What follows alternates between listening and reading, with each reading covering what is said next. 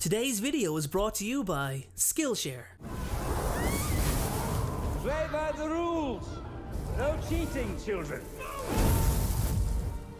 Gellert Grindelwald is stronger than Lord Voldemort for a number of reasons. Stronger doesn't always mean more powerful, but it can mean better all round. Now, I know half of you have probably spit your coffee out in disagreement at what I've just said, but these videos are my favourite kinds to make purely because I get to argue my point, which will be backed up by numerous examples. But Gellert Grindelwald is stronger than Lord Voldemort. I genuinely believe that. We've literally seen the best of Voldemort. We know his backstory, how he gained power, why he wanted it, the spells he used, the lengths he went to and would go to in order to achieve his goals. He was started and completed in those books, and that's why I feel he's seen as the stronger wizard. However, Grindelwald still has 3 more movies to go. His story started in the books but will finish on the big screen, and from what we have seen, he's stronger in my eyes, and I'm going to tell you how in today's video.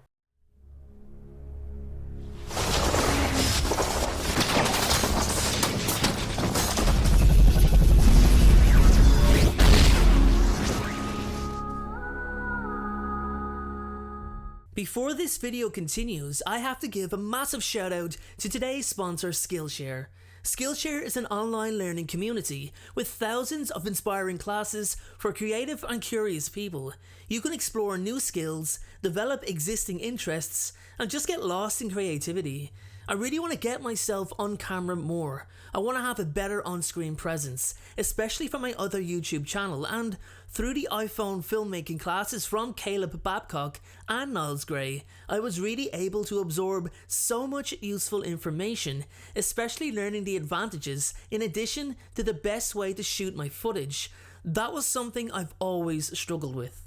The thing I enjoyed most was actually being able to spread the classes out over the course of the week, which allowed me to process each lesson individually. The encouragement of the community is incredible, and if you're uncertain of what's next for you, or maybe you want to challenge yourself, why not try a Skillshare course? You can only improve, and who knows what avenues or adventures it could lead to. Skillshare is so confident that they have a course for everyone that there's an amazing deal for you all today. Skillshare is giving away 2 free months of premium membership to the first 1,000 people who click the link in the description box to help you explore your creativity. And after that, it's only around $10 a month. So what are you waiting for? Sign up to Skillshare now, take a course or 2 or 3. Discover your creativity. Sign up by clicking the link below. Now, I've said that power alone doesn't make someone a stronger wizard. It takes a lot more than that actually. Don't get me wrong, being immensely powerful helps. A lot. With Voldemort certainly the ideal example, but there's several other aspects to take into consideration when comparing the Dark Lord to Gellert Grindelwald. Now, Gellert lusted after power, as did his former partner for world domination, Albus Dumbledore. But Gellert's seen outside of power, whereas Voldemort didn't. The Dark Lord himself even stated that there is only power and those too weak to seek it. Basically, you either become powerful or your life is only worthy of weakness. Voldemort's concern was only ever with himself. He was obsessed with cheating death. It was his primary goal and his greatest fear, as death terrified him. It was a major weakness in his character.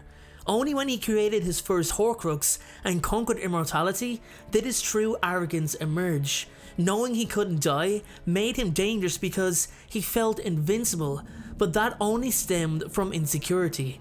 The moment Voldemort knew his Horcruxes were at risk, he turned his full attention to killing Harry. Nothing else mattered. He became afraid because his life was now at risk, whereas Grindelwald was absolutely fearless. He didn't care if he died for his cause. He openly put himself in harm's way because he truly believed in what he was doing. That's the difference with both men's campaigns. Grindelwald's life was worth losing to him because he understood the bigger picture. He was far more open-minded and could delve better into the magical mysteries. He fully understood how the Elder Wand worked, for example, to the point that he was certain he didn't need to kill Grigorovich to obtain it. On the contrary, Voldemort was unable to do so even when Harry was explaining it to him. Even on his encounter with Voldemort, he laughed directly in his face because he knew Voldemort would not be successful. He knew that the Dark Lord did not see magic as a whole. He simply dissected magic and used the parts that would only benefit him while disregarding other important aspects. He saw it as a powerful weapon, a way to achieve his selfish goals. We can see that even Grindelwald was aware of this when speaking his final words. "Kill me then, Voldemort. I welcome death, but my death will not bring you what you seek. There is still so much you do not understand."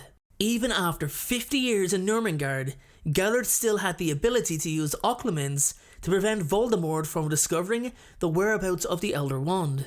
He had learned from his mistakes. He felt remorse for his actions, and even though Nurmengard was impenetrable or inescapable, part of me feels that if he truly wanted to, Grindelwald could have somehow managed to escape. Something about the final duel in 1945 with Albus Dumbledore changed him, and I truly hope that they nail that scene when it hits the big screen in a couple of years' time. I also think it's unfair to compare that duel with Dumbledore to the one the latter had with Voldemort in the Ministry of Magic. Voldemort had returned to full power, while Dumbledore was over 115 years old, possibly past his best, although I don't think so. And he was dying. That curse was already on his hand. I'll say it now, even despite Dumbledore's own arguments. A prime Albus Dumbledore beats a prime Voldemort. Take away Tom Riddle's Horcruxes and it's a different story. The Dark Lord's confidence came from his immortality, and I really don't blame him, but without it, as I've said, he was scared.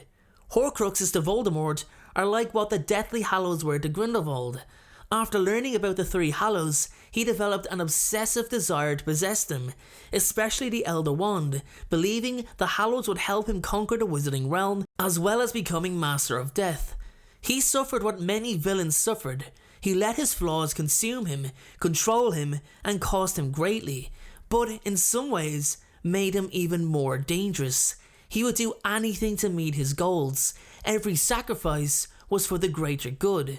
Using a term was to justify his actions.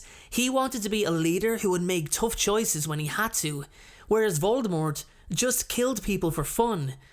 Voldemort wiped out family bloodlines and erased them from history. He took pleasure in hurting people, in torturing people. Grindelwald didn't want to hurt any magical people. He didn't want anyone to die unnecessarily. Not all of them, not all. We're not merciless. The beast of burden will always be necessary.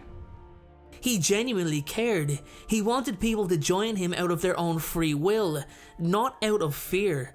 That doesn't make him weaker than Voldemort. It makes his character appear stronger because his followers truly believed in what he was trying to do.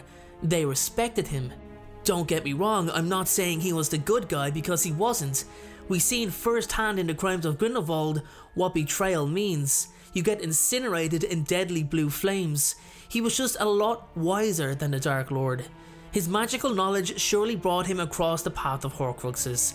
It would be so counterproductive for Grindelwald as a character not to know what they are, given his own extensive knowledge of magic. But he was never going to create one.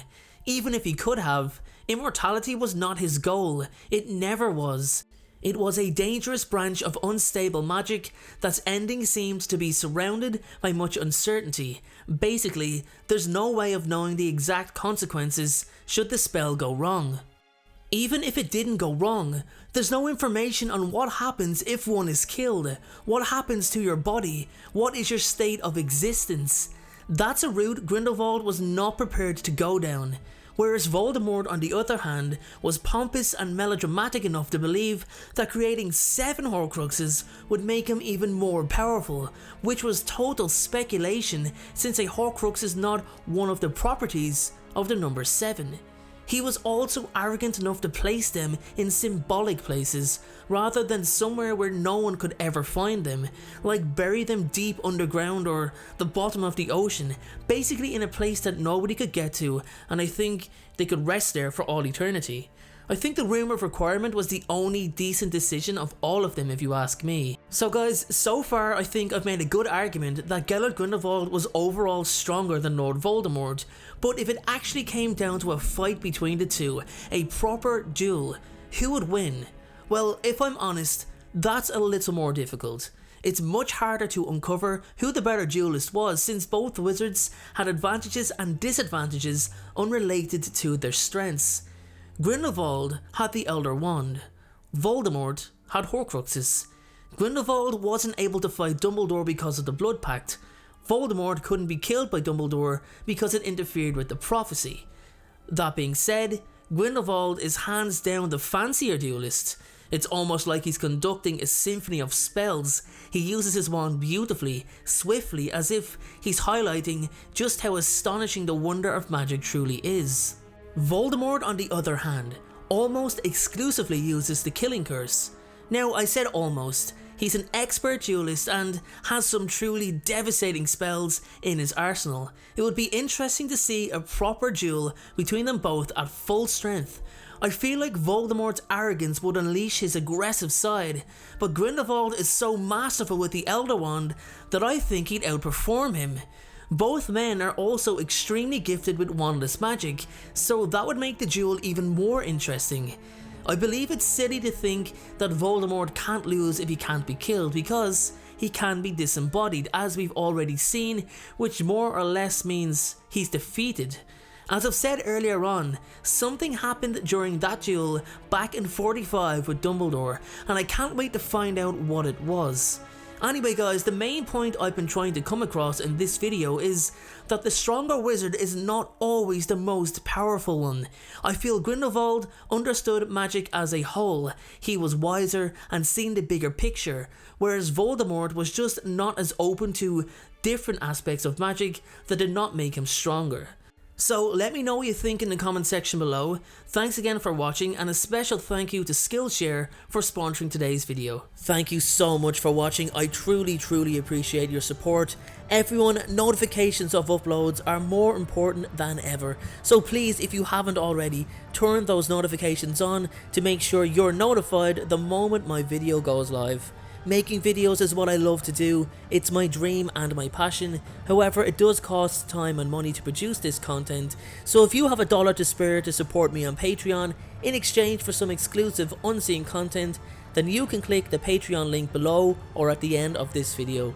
Please only support me if you can afford it. And make sure to follow me on Instagram at InstaDNJ and on Twitter at PotterFolklore. Check out my other videos appearing on screen, and please make sure, most importantly, to hit that subscribe button. Thanks again everyone, and please have a great day.